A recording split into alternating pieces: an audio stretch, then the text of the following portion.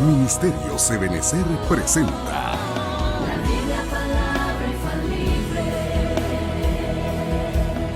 con el apóstol doctor Sergio Enríquez. Un mensaje a la luz de la palabra de Dios que edificará su vida.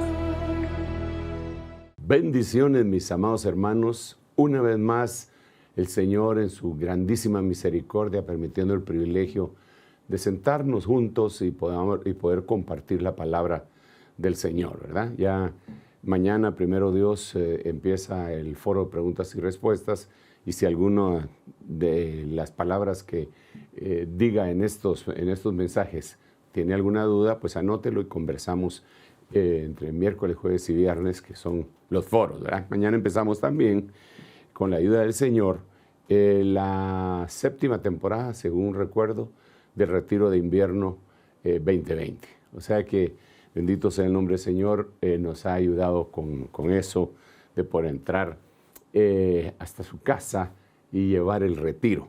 Ya no sacarlo de su casa para llevárnoslo al retiro, ¿verdad? Sino que el Señor permitió que el retiro lo trajéramos a su casa. Como usted bien sabe, hemos estado conversando bastante acerca de Apocalipsis, y dentro de Apocalipsis nos encontramos con esa lapidaria visión que tuvo el profeta, porque también era un profeta, pero el apóstol Juan, y Juan logró ver el final del trato del Señor para la iglesia, para Israel y para la humanidad. Y entonces él nos relata en Apocalipsis 20 que se abrieron se abrieron los libros y un libro. Y hace la diferencia entre ambos, ¿verdad? Se abrió el libro, y cuando vemos cuál es el libro de la vida. Es el libro en el que aquel que no está inscrito, simple y sencillamente, no importa si fue filántropo, no importa si fue religioso, no importa si fue grande, no importa si fue buena gente, mala gente, si no está inscrito ahí, lo lanzan al lago de fuego que arde en azufre. Terrible, temible. Eso es lo que dice ahí. Mientras que ese libro todavía no lo hemos explicado, pero sí tenemos la referencia de que cuando uno acepta a Cristo, lo inscriben en ese libro, porque prácticamente uno está siendo metido en ese libro de hijo, porque el Señor fue a pagar por nosotros hasta el mismo infierno. En algún momento vamos a poder explicar eso, vamos a tener que explicarlo con la ayuda del Señor. Ahora, cuando dice el libro y los libros, entonces ya esto nos da la pauta de que existen muchos libros. Mientras hemos ido enseñando la palabra, desde el principio dijimos que los libros que habíamos presentado, que al principio eran 12, no representaban realmente la totalidad de los libros que había, y conforme íbamos a predicar, iban a ir apareciendo, y así ha sido. De tal manera que ahorita tenemos 16 libros, es decir, 4 más que al principio, ¿verdad? 16 libros circundantes al que esté en el centro, que sería el libro de la vida, que con ese vendrían a ser 17. Entonces, si usted quiere, lo podemos medio recordar aquí en la pizarra. Aquí tengo solamente para que podamos chequear esto en una pizarra un poco grande acá. Tenemos el libro de los justos. Este es un libro que nosotros tendríamos que, le puse como número 1 para que no me confunda cuando los contemos, ¿verdad? No porque sea el número 1 en importancia, hay muchos, todos están a la par prácticamente. Pero acá está el libro de los justos, el libro de las memorias, el libro de los fieles, el libro de las obras, el libro de la profecía. Aquí irían, ¿qué? 5, 1, 2, 3, 4, 5. El libro de la verdad, 6. El libro de los primogénitos, 7. El libro del pacto, 8. El libro de los que piensan en el nombre, 9. Libro de la ley, 10. Libro de la vida del Cordero, 11. Libro de las lágrimas, 12. El libro de los que temen al Señor, 13. El libro de Jehová, que sería el 14, el libro de las guerras, 15, y el libro de los vivientes, 16. Entonces es lo que le decía, ¿verdad? 4 más de los que teníamos al principio, y el número 17, que debería ser el número 1, pero lo dejamos de último, sería el libro de la vida.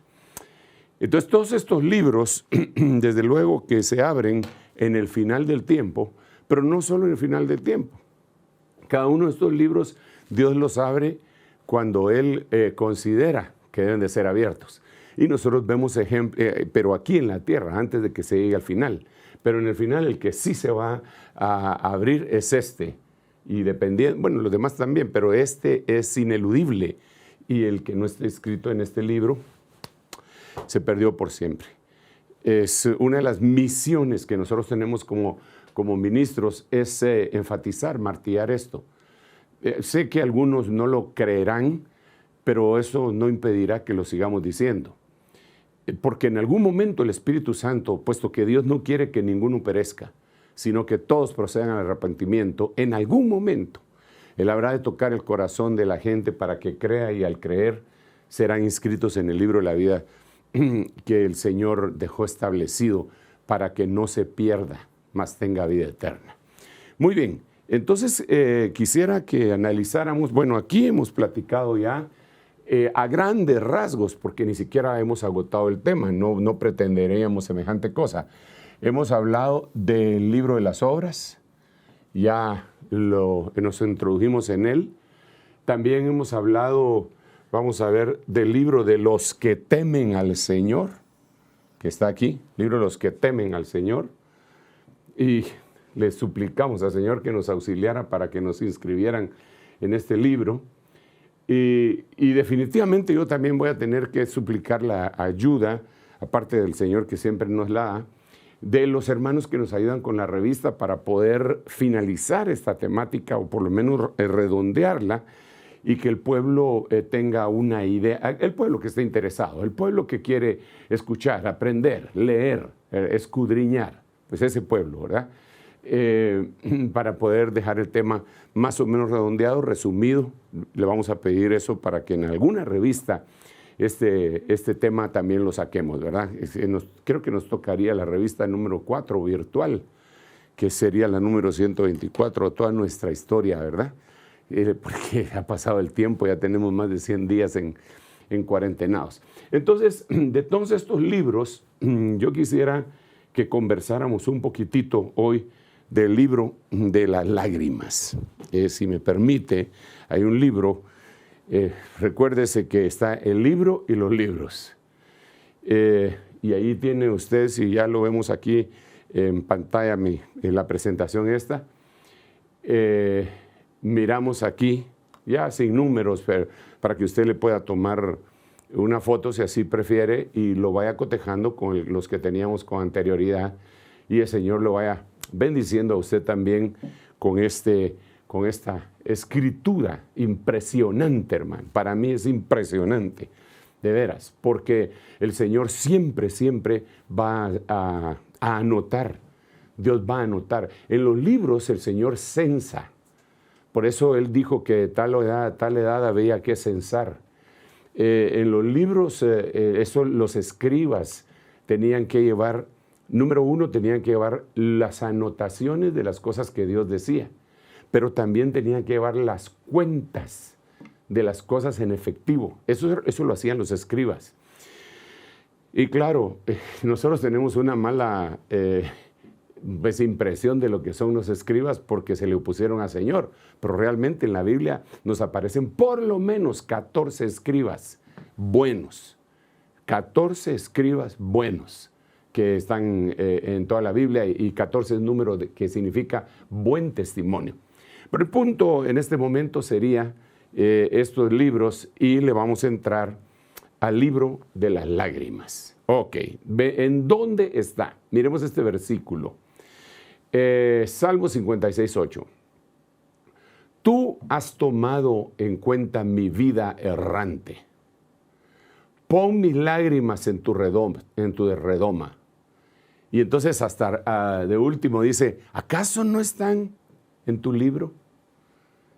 Entonces, hay un libro en donde el Señor, que es un libro, es tu libro, pero al vincularlo con lo que está pasando, es un libro en donde se anotan las lágrimas. Y qué tremendo, porque en la Biblia se anotaron las lágrimas que derramaron cada uno de los siervos de Dios. Pero se anotaron por varias causas. Por ejemplo, se anotó cada una de las veces que José lloró.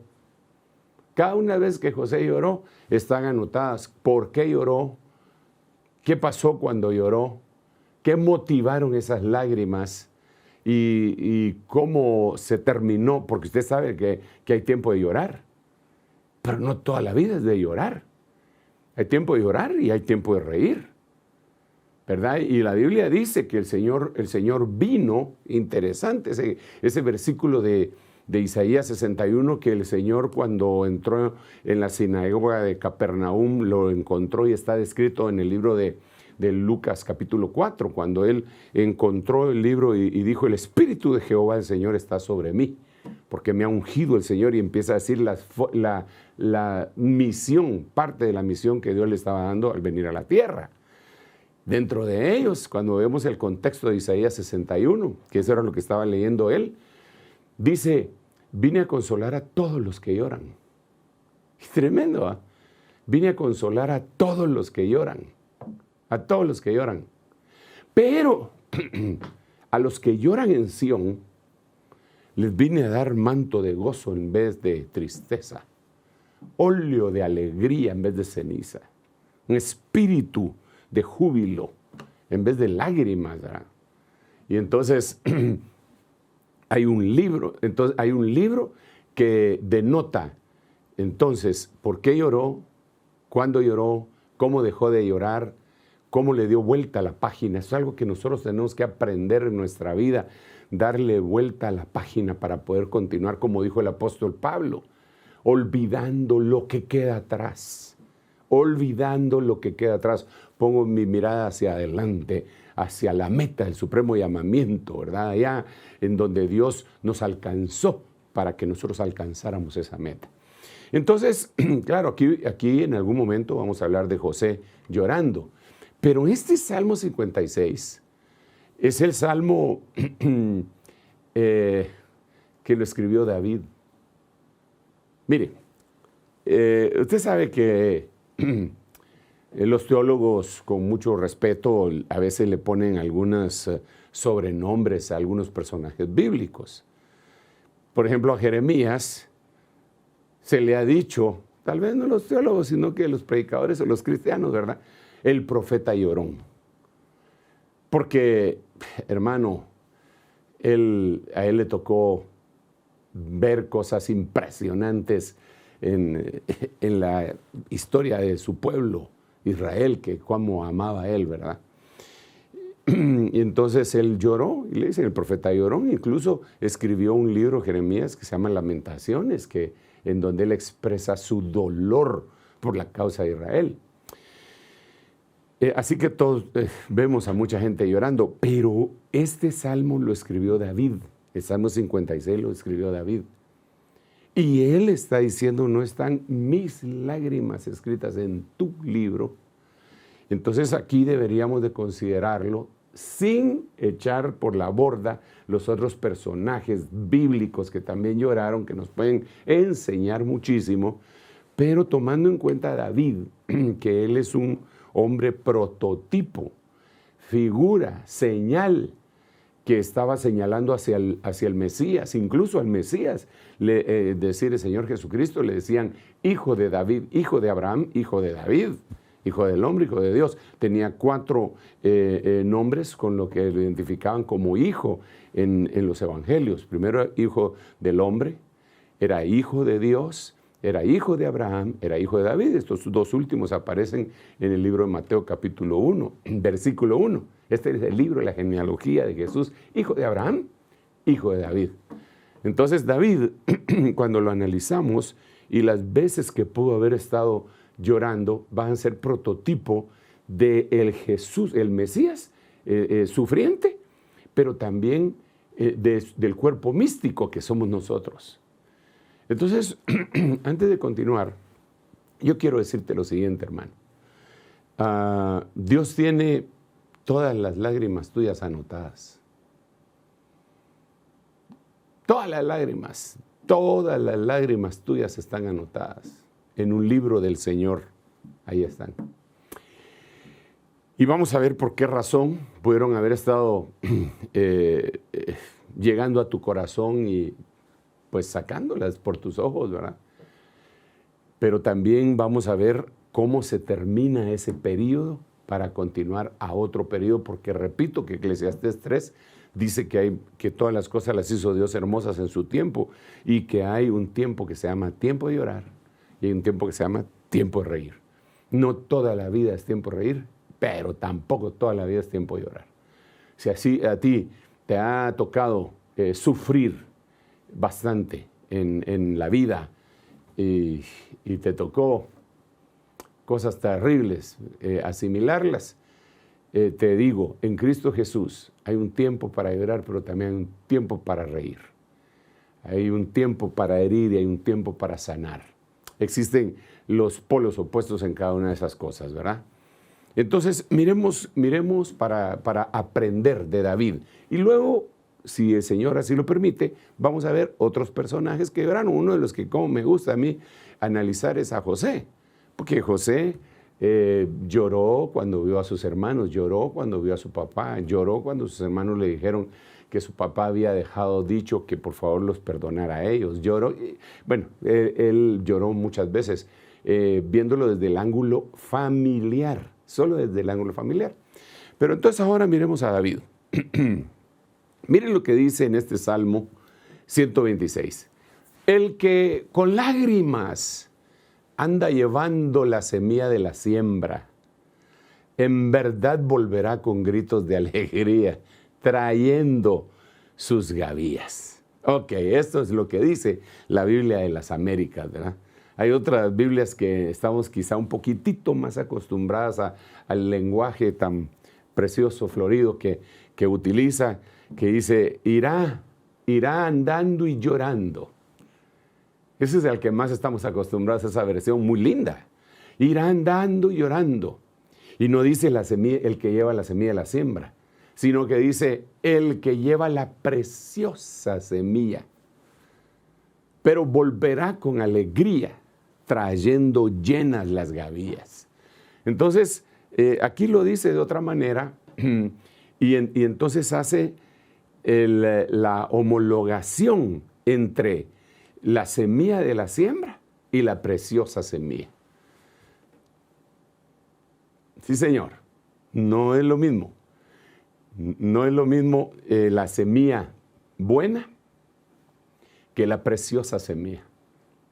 Digamos, cuando dice, cantaré por mi amado, el cántico de mi amado tenía una ladera en la cual dice que plantó vides escogidas. No cualquier tipo de vid. Era una semilla, por decirlo así, o procedente de una semilla preciosa. Entonces, pero aquí volvamos otra vez al salmista David. Él, francamente, él llevaba la preciosa semilla. Porque si él era el antecesor de nuestro Señor Jesucristo, y entendemos que nosotros llevamos la semilla en nuestros lomos, y que según la carne, dice la Biblia, el Mesías habría de venir del linaje de David. Entonces él llevaba la preciosa semilla. Y la preciosa semilla es Cristo.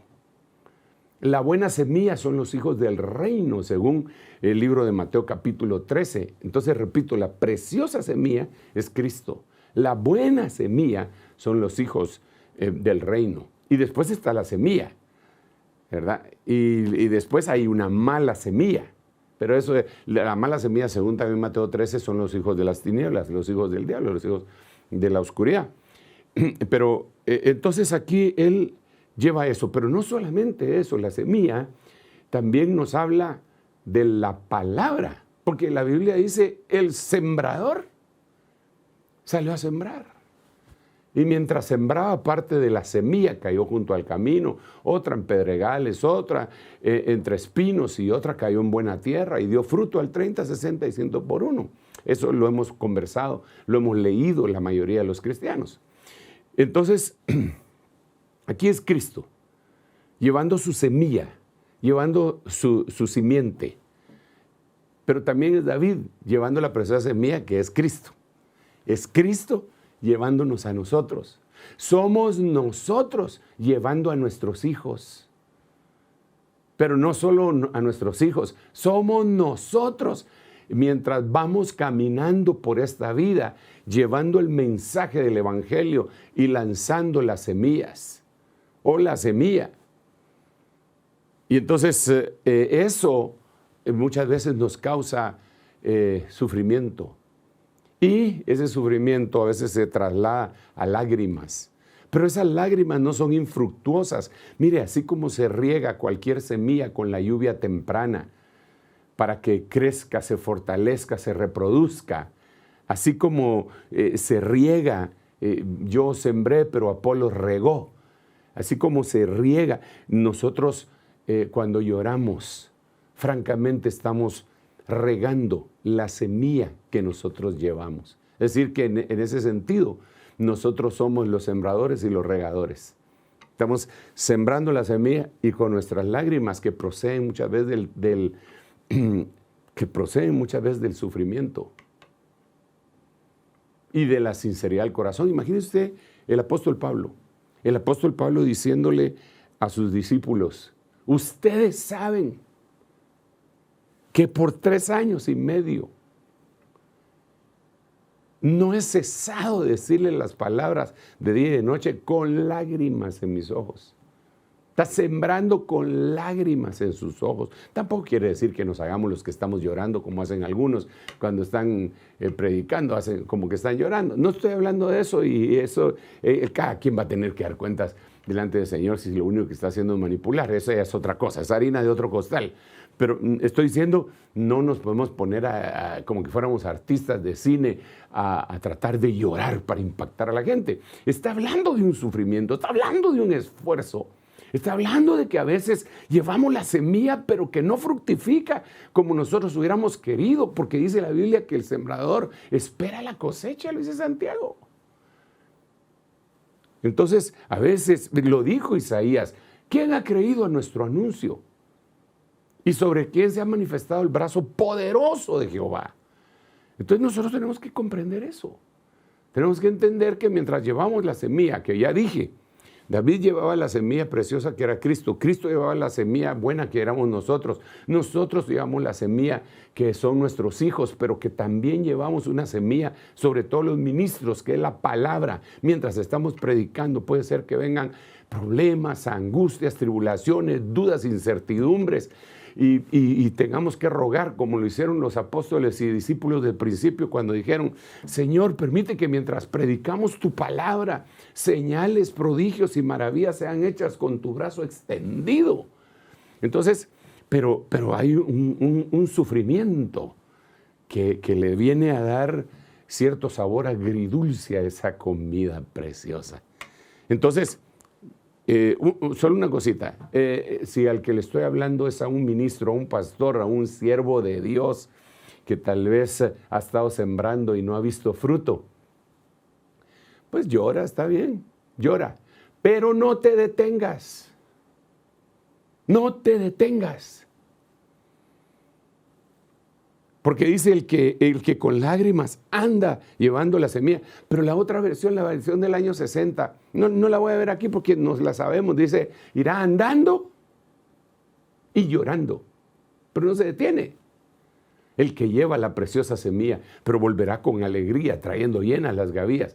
Yo me acuerdo que nosotros teníamos un himno muy motivador cuando empezábamos, pero que ya cuando pasó el tiempo y empecé a leer este salmo, decía yo, pero ese himno, a ver hasta dónde es bíblico, ¿ah? Porque decía, en las luchas y en las pruebas, la iglesia sigue caminando. Y lo repetíamos otra vez y después, solo se detiene para predicar.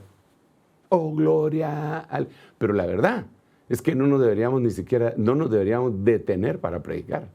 Porque aquí dice, irán dando y llorando el que lleva la preciosa semilla.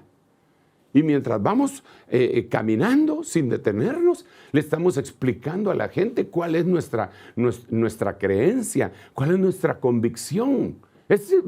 Vamos caminando. Por eso dice la Biblia en el Salmo 1, que es bienaventurado el varón que no anduvo en consejo de malos, ni se ha sentado en la silla de los escarnecedores. Pero en medio de esas dos cosas dice, y no se ha detenido en el camino de los impíos. Entonces, uno debe seguir caminando y no se debería de detener. La única forma de detenerse sería lo que dice Jeremías 6:16, para preguntar el camino antiguo, cuál es el buen camino y andar por él. Pero preguntar y seguir caminando, por eso ahí dice andar por él. Pero sigamos acá. Hermano pastor, bendito, quizá accidentalmente, entre comillas, encendiste tu televisión o este canal de YouTube o por cualquiera de las redes que te esté hablando y tal vez estás un cachito hastiado y ves que las cosas no están sucediendo como creíste y tenías un ministerio pues aceptable y tenías un montón de cosas lindas que todos los ministros de Dios tenemos y de repente ahora te das cuenta que tal vez hasta se te enfermaron los más fieles de la congregación, ¿verdad? Y tal vez hasta se murieron algunos y los más infieles andan como que sin nada y se olvidaron de ti y tal vez te ha tocado derramar lágrimas. Yo te digo, no te desanimes. Está bien, derrama tus lágrimas. El apóstol Pablo, como dije, por 3 años estuvo llorando y predicando. Él mismo dice, temo que cuando llegue otra vez a vosotros tenga que llorar por muchos de ustedes que no se han arrepentido. Está bien, pero no te puedes quedar en eso. Tienes que saber que después de ese periodo de oscuridad viene un resplandecer. ¿Cómo lo va a hacer Dios? Yo no sé. Sí, el jefe es Dios y el creador es Dios y el creativo es Dios. Dios te va a bendecir a ti de una manera, me va a bendecir a mí de otra, o nos va a bendecir de la misma manera a todos. Pero de que, mira, no para siempre se trilla el trigo. ¿Qué es lo que dice la sabiduría popular de esto? La sabiduría popular dice, no hay mal que dure 100 años, ni enfermo que los aguante, ¿verdad? O se termina el mal o se termina el enfermo. Pero esa es la sabiduría popular. Pero Dios lo que dice es, no para siempre se trilla el trigo. Y la Biblia dice, está bien, van a haber lágrimas y las vamos a apuntar en tu libro, las vamos a apuntar, mi libro vamos a apuntar tus lágrimas. Y ahí van a estar delante del Señor. Pero esas mismas lágrimas van a ser, al final de cuentas, la catapulta que te va a lanzar a otra faceta extraordinaria de la vida, en donde van a venir las risas. Si por la noche, hay lágrimas, gritos de tristeza, en la mañana, dice la Biblia, parafraseándola como lo estoy haciendo en este momento, vendrán gritos de júbilo. En la noche pues vienen las tinieblas, en el amanecer viene la luz. Así que ánimo, el Señor está con nosotros. Pero sigamos acá. Viene el tiempo entonces de la alegría después de las lágrimas, ¿verdad? En el libro Las Lágrimas, cuántas lágrimas tuviste, ahí se va a notar también cuántas alegrías tuviste. Es como la mujer, que cuando va a dar a luz, pues llora, pero después de que dio a luz y mira qué belleza que tuvo en su vientre por 9 meses, se le olvida el sufrimiento, se le olvida. Sigamos pues, bueno, eso dice la Biblia. Entonces, primer libro de Samuel 25:1. Murió Samuel y se reunió todo Israel. Cuando dice todo Israel, es todo Israel. Y lo lloraron y lo sepultaron en su casa, en Ramá. Después David se levantó y descendió al desierto de Parán. Ok, entonces aquí vemos una de las lágrimas. Porque aquí no dice que específicamente lloró él, pero sí lo menciona él y dice todo Israel, y él era israelita. Dice que lloraron a Samuel. Pero el que tenía más vinculación con Samuel era David. Claro que Samuel había amado a Saúl, pero el Señor lo regañó. ¿Todavía te lamentas, le dijo, por Saúl, habiéndolo yo desechado para que no reine sobre Israel? Le llamó la atención, como quien dice, mira por quién estás llorando. Mira bien por quién estás llorando, porque quizá yo te quité a esa persona que te había estado haciendo a cuadritos la vida. Y mira bien por quién estás llorando. Pero ahora tenemos David. David se recordaba de Samuel de una manera extraordinaria. Él le había dado su lugar cuando dijo, estos son todos los hijos que tienes aquí. Porque el Señor no me dice que ni a ninguno de estos voy a ungir como rey. Bueno, queda uno pequeñito que está cuidando las ovejas, tú sabes. Yo no sé si usted sabe, pero las ovejas, los animalitos ovejas, apestan. No sé si usted ha estado cerca de una sola, pero apestan. Ya de un rebaño entero, ¿se imagina? ¡Ja! Entonces, cuando entra por allá por otra puerta, porque como trae olor a oveja, Dios mío, es terrible. Ok, pues no nos sentaremos a la mesa hasta que Él venga.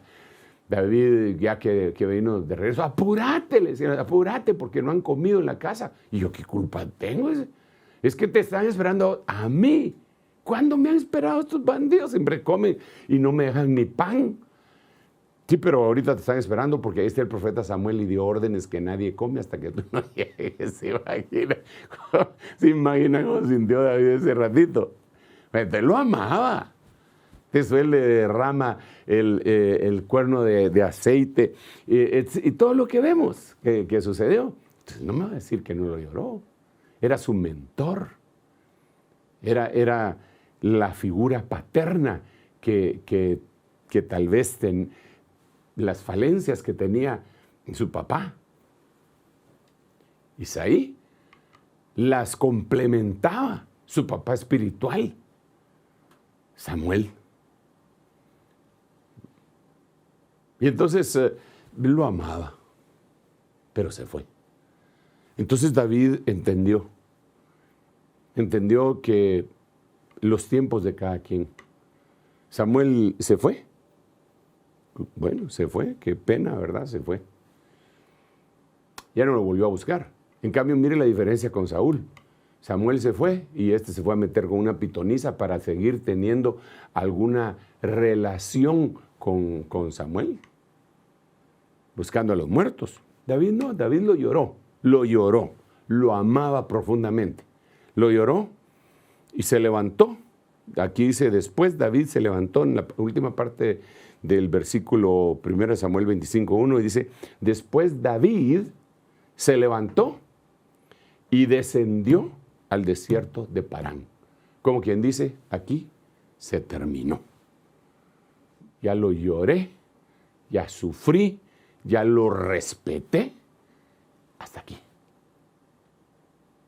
Eso está en el libro de las lágrimas. El libro de las lágrimas deberíamos de dividirlo así como pusimos el libro de los que temen al Señor, ¿verdad? Que primero pusimos el perfil, después pusimos en verde los beneficios y por último pusimos cómo llegar a temer al Señor, si usted se recuerda. El libro de las lágrimas deberíamos de ver cómo se debe llorar, hasta dónde se debe llorar y olvidar, porque él no podría seguir llorando toda su vida. Miren hermanos, miren, por favor, no quisiera una mala interpretación de esto que voy a decir. Yo tuve mi Samuel, se llamaba el doctor Otonil Ríos Paredes. Él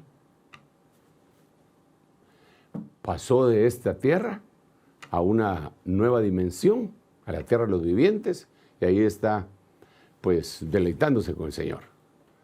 Yo lo lloré y di vuelta a la hoja.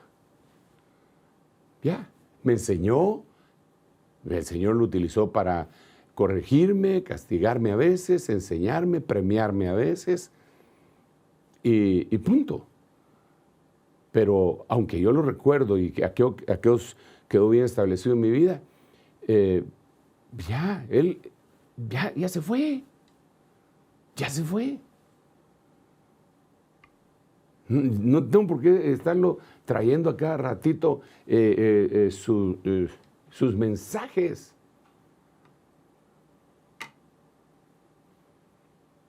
Bueno, sin embargo, yo conozco gente que tal vez ni siquiera estuvo tan cerca de él y ahora él lo agarra como para agarrar una bandera de él. No, hombre, hay tiempo de llorar y hay tiempo de descender al desierto de Parán. Se murió Moisés, lo lloraron 40 días. ¡Pah! Y después, hasta aquí, Señor. Ahora entremos a Canaán. Pero no podemos seguir llorando toda la vida una situación de esta naturaleza. Eso no es sensato, no es sabio. Lo dice la misma Biblia. Porque entonces uno va a estar diciendo que los días antiguos son mejores que los de ahora. ¿Cómo puede ser un día que ya pasó mejor que este si este es el que estás viviendo? No puede ser, no puede ser. No es sabio eso. Bueno, pero entonces ahora sigamos. Otras lágrimas. Primer libro de Samuel, capítulo 20, verso 41. Cuando el muchacho se fue, David se levantó del lado del sur y cayendo rostro a tierra se postró 3 veces y se besaron el uno al otro y lloraron juntos, pero David lloró más. Ok, déjeme contarle a grandes rasgos por causa del tiempo que fue lo que sucedió aquí. Estas fueron lágrimas que el Señor le iba anotando a David, las lágrimas que lloró cuando se murió su mentor, las lágrimas que lloró en 1 Samuel 20, 41. ¿Qué fue lo que pasó aquí? ¿Qué fue lo que pasó? El rey quería matar a David. Y él tenía una amistad muy profunda, era gran amigo, pero gran amigo de Jonatán. Y respetaba al rey también. Él amaba todo esto. Pero ahora descubrió que el rey lo quería matar. Tenía que salir huyendo por su vida. Tenía que ser un exilado. Tenía que exilarse, tenía que huir. Y el propio hijo del rey, el príncipe, Jonatán, le dice, ya descubrí, mi papá te quiere matar. Cuando no llegaste y me preguntó, yo te traté de ayudar y a mí también me tiró una lanza. Y si lo quiso hacer conmigo, que soy su primogénito, el que lo sucedería en el reino si en caso de tú no estuvieras, a ti te va a matar, te va a matar. Entonces lloraron, los dos lloraron. Pero aquí dice, pero David lloró más. Entonces esas lágrimas las anotaron y entonces le dio vuelta a la página. Porque ojo con esto, no todo el tiempo es tiempo de llorar. Hay gente que aprecia y acaricia sus lágrimas. Les gusta tanto sus lágrimas, les gusta tanto su sufrimiento, que lo acarician para volverse nostálgico y triste. Esa no es nuestra vida. Esa no es lo que Dios quiere para nosotros. A menos que te sientas José y digas el triste todos dicen que soy, ¿verdad? Pero Dios no, Dios en el nombre de Jesús te quita ese estigma. Lo quitó. Lo clavó de en medio, lo quitó de en medio y lo clavó en la cruz. Entonces ahora, dice acá, cuando el muchacho se fue, David se levantó del lado, y bueno, se tuvo que exilar, se fue huyendo. Nunca más se volvieron a juntar. Terrible, ¿verdad? Mire, esto tal vez no lo podemos entender nosotros, así como usted dijo que estamos aquí, si estamos aquí en Guatemala, pero si alguien me está oyendo fuera de Guatemala y en Estados Unidos, por ejemplo, en casi toda Latinoamérica es difícil, excepto en algunos países, pero si hay algún inmigrante, donde más hay inmigrantes es en Argentina, Chile, Estados Unidos y Canadá, aquí en América, pues no digo que en los otros países no haya, pero digo que donde más. Entonces ellos entenderán porque aunque hubieran estado viviendo una situación complicada en su país de donde salieron, nunca lo pueden olvidar. Lloran cuando oyen el himno nacional, les ponen luna de Xelajú y ya mero caen, aunque sean cristianos, ¿verdad?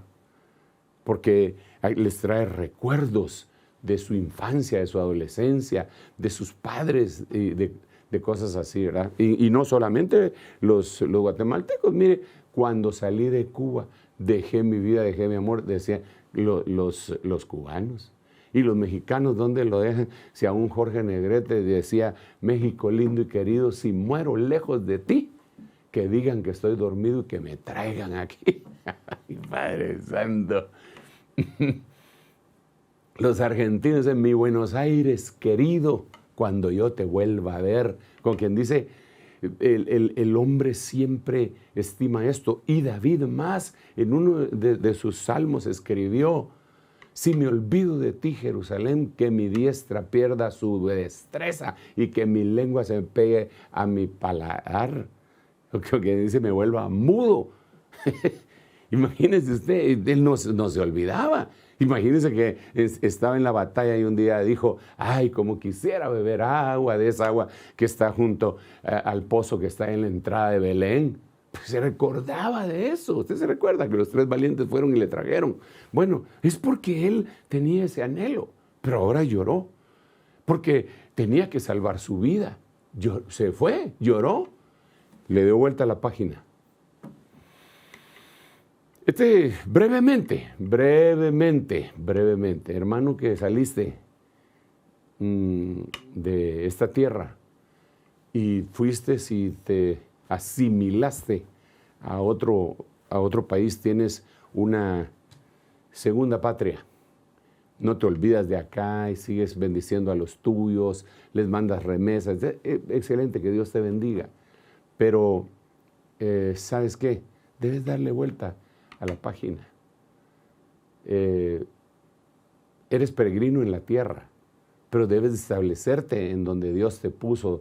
Pero hay gente que no prospera en el lugar a donde va porque no le da vuelta a la página y no deja de llorar por su país de origen.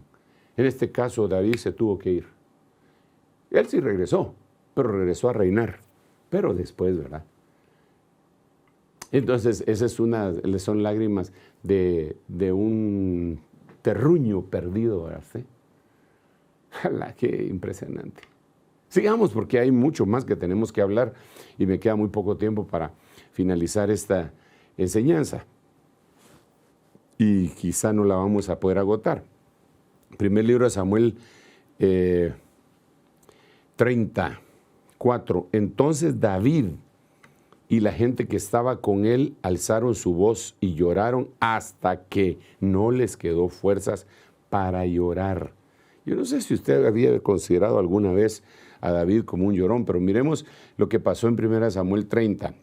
Solo para recordárselo, vamos a ver el primer libro de Samuel, capítulo 30, en versículo 1. Dice que cuando David y sus hombres vinieron a Siclag al tercer día, los de Amalec habían invadido el Negev y a Siclag, y habían asolado a Siclag y le habían prendido fuego, y se habían llevado cautivas a las mujeres y a todos los que estaban ahí, desde el menor hasta el mayor, pero a nadie habían dado muerte, sino se los habían llevado al seguir su camino. Vino pues David con los suyos a la ciudad, y he aquí que estaba quemada, y sus mujeres y sus hijos e hijas habían sido llevados cautivos. Entonces David y la gente con él alzaron su voz, lloraron hasta que les faltaron las fuerzas para llorar. Las 2 mujeres de David, Ahinoam, Jezreelita, y Abigail, la que fue mujer de Nabal del Carmel, también eran cautivas. Y David dice que se angustió mucho porque el pueblo hablaba de apedrearlo, pues todo el pueblo estaba en amargura de alma, cada uno por sus hijos y por sus hijas, mas David se fortaleció en Jehová de Dios. Ok. Conversemos. La historia es apasionante, todo lo que sucedió. Pero lo primero acá es que perdió a su esposa, perdió a sus hijos. De alguna manera, si lo vemos desde el ámbito, desde la perspectiva espiritual, diríamos que no estoy hablando de que se divorció o que enviudó. No. Simple y sencillamente estoy diciendo, quizá la señora ya no quiso seguir en los caminos del Señor y se fue al mundo, ya no quiso volver a la iglesia y los hijos tampoco, y entonces llegaron a ser cautivos del enemigo. Entonces, lo primerísimo que hizo David, aunque también podría ser la destrucción del hogar, como acabo de decir, en un divorcio, o en una pelea terrible, o incluso lo lamentable de enviudar, ¿verdad? Entonces, ¿qué fue lo que hizo David? Junto con todo el pueblo, lo primero que hizo fue llorar. Mire, pero llorar de a de veras, porque aquí lo que dice es que lloraron de tal manera hasta que se les acabaron las fuerzas. Mire cómo lo dice. Dice que hasta que no les quedaron fuerzas para llorar. Híjole, ¿cómo llorarían? Ya no les quedaron fuerzas para llorar. ¿Cómo llorarían? Se les acabaron las lágrimas, se les acabaron la garganta, se les enrojeció. ¿Qué pasó? Pero hicieron con todo su corazón, lloraron por aquella pérdida. Pero hay tiempo de llorar y hay tiempo de actuar. Eso nos enseña el libro de las lágrimas. Cada vez que vemos al que está llorando, siempre nos enseña que asimilan la tristeza, lloran, se pegan una buena llorada y vamos adelante. Por un lado están los que estaban amargados y que no andaban viendo quién se las debía, sino que quién se las pagaba y querían apedrear a David.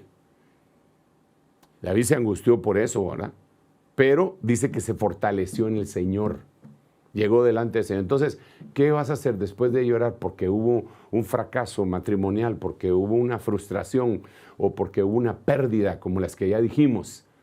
Pues pégate una buena llorada, según dice ahí, y que te lo anoten en el libro de las lágrimas.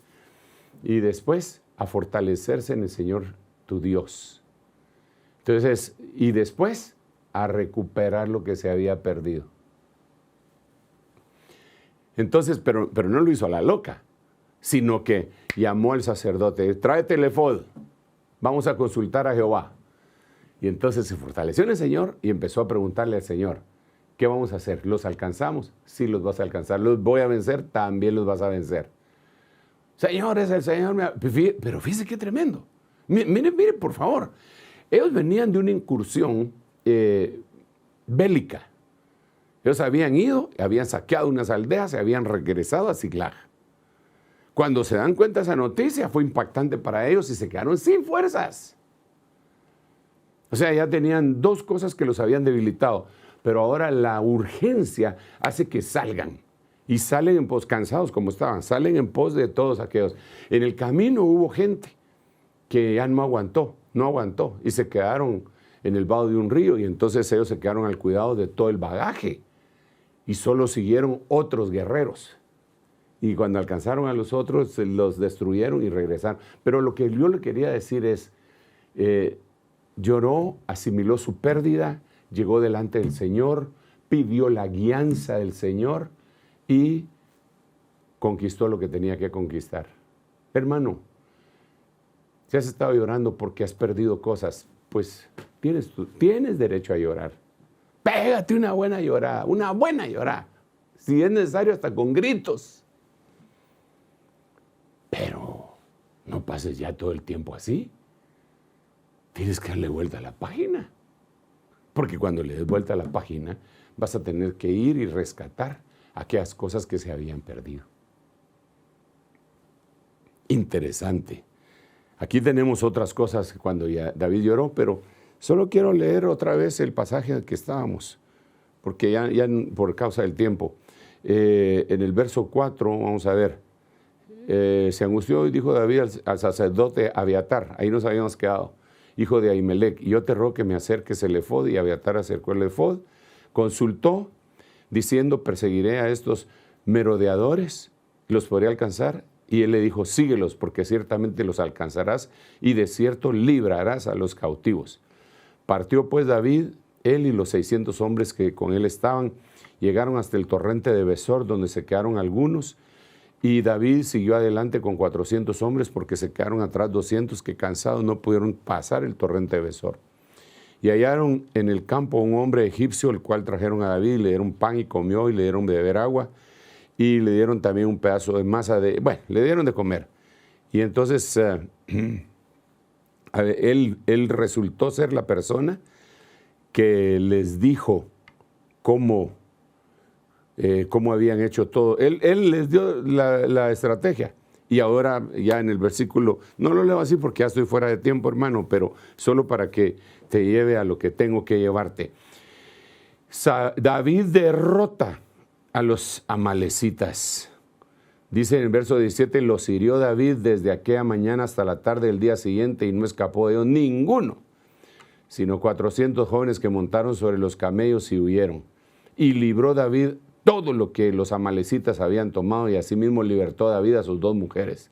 Y no les faltó cosa alguna, chica ni grande, así de hijos como de hijas, del robo y de todas las cosas que les habían tomado. Todo lo recuperó David. ¡Aleluya! Bueno, entonces, hermano amado, en el libro de las lágrimas, si hay un libro de las lágrimas, es porque Dios sabe que tenemos que derramar de vez en cuando ese líquido de nuestros ojos, ¿verdad? Y llorar. Llorar. Eso como que va a ayudar a liberar el alma. Pero después tienes que actuar. No te puedes quedar ahí. No te puedes quedar llorando toda la vida. Tienes que avanzar, tienes que avanzar. Mira, digamos, en esta situación en la que estamos viviendo, que como te repito, llevamos más de 100 días, pues de plano han habido muchas pérdidas. Pérdida de patrimonio, pérdida de trabajo, pérdida de salud, pérdida, qué sé yo, de plano. Quizá algunos no. Quizá algunos lo aprovecharon y se volvieron ricos en esta pandemia porque, no sé, trajeron mascarillas o alcohol, o tenían 100 motos y se volvieron repartidores de motos, o qué sé yo, qué fue lo que hicieron, o tenían su restaurante que tenían servicio a domicilio y se incrementa. Bueno, pero más de alguna pérdida. Pues ok, se dio ya, asimílalo. Llóralo y vamos a trabajar, señores, a recuperar lo que se ha perdido. Lo que sí no sería correcto sería que en esta oportunidad hubiéramos perdido la comunión con Dios. Pero si ese es el extremo, hay que recuperarla. Hay que darle vuelta a la página e ir en pos de aquellas cosas que Dios permitió que nos pertenecieran. Padre, en el nombre de Jesús, yo te ruego que tú bendigas a cada uno de tu pueblo. Y que de la misma manera como David, Señor, logró asimilar por medio del llanto la tristeza y al final de cuentas eliminarla de su vida, yo te ruego que de esa misma forma, por el Espíritu Santo tuyo, tú nos des la fuerza para levantarnos e ir en pos de aquellas cosas que deben de ser recuperadas. En el nombre de Jesús, dentro de ellas la alegría y la cosecha. En el nombre de Jesús, gracias Padre, gracias Hijo, gracias Espíritu Santo. Bendice a tus hijos que necesitan esta oración, necesitan ese espíritu de fortaleza, por favor. Gracias Padre, gracias Hijo, gracias Señor Espíritu Santo. Amén. Y amén, y amén.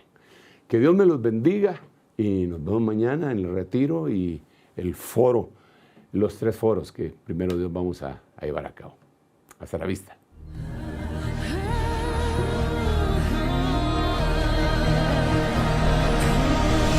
Mas a vosotros los que teméis, mi nombre nacerá, el sol de justicia y en sus alas. Ministerios Ebenecer presentó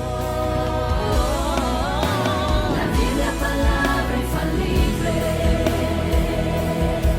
con el doctor Sergio Enríquez. Esperamos que este mensaje haya sido de bendición para su vida. Visítenos en www.ebenecer.org.gt.